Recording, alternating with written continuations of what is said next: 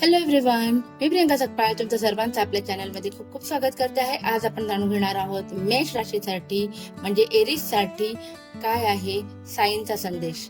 ठीक आहे, साई टॅरोने आपण जाणून घेणार आहोत साई संदेश म्हणजे तुम्ही ज्याही गुरूंना मानता त्या गुरूंचा तुमच्यासाठी या महिन्यासाठी तुमच्यासोबत ज्या काही घटना घडणार आहेत तेव्हा तुम्हाला संदेश काय आहे, तुमचा ॲटिट्यूड काय असायला हवा, तुम्ही ती सिच्युएशन कशी हँडल करायला हवी. सगळ्यात पहिले आलेला आहे the home. Your home should be a place of rest with positive energy. सगळ्यात पहिले ना घरातली निगेटिव्हिटी काढून टाका. घरात वाद करताय का, सगळ्यात पहिले ते काढा.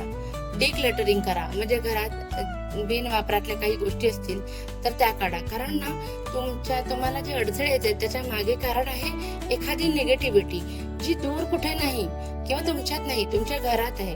तुम्हाला ते शोधून काढायचं की आपल्या घरामध्ये अशा कोणत्या वस्तू आहेत किंवा बंद पडलेले इलेक्ट्रॉनिक गोष्टी असतील, वास्तूच्या हिशोबाने काही चुकीच्या गोष्टी असतील तर त्या निगेटिव्हिटी काढून टाका.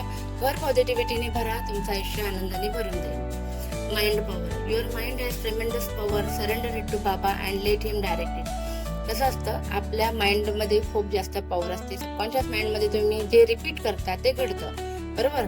मग आता याचा कंट्रोलच जर तुम्ही तुमच्या गुरूंना दिलात तर विचार करा किती छान गोष्टी घडू शकतील. सो सगळ्यात पहिले तुम्ही पॉझिटिव्ह राहा, तुमचा माइंड पॉझिटिव्ह ठेवा आणि सरेंडर करा युनिव्हर्सला, म्हणजे चांगल्या गोष्टींसाठी की तुमच्याकडे चांगल्याच गोष्टी अट्रॅक्ट होणार आहेत अशा पद्धतीने. आणि मग बघा तुमच्या आयुष्यामध्ये किती छान गोष्टी घडतील. ठीक आहे, आवडलं असेल तर प्लीज लाईक शेअर आणि सबस्क्राईब करा. Thank you so much. बाय.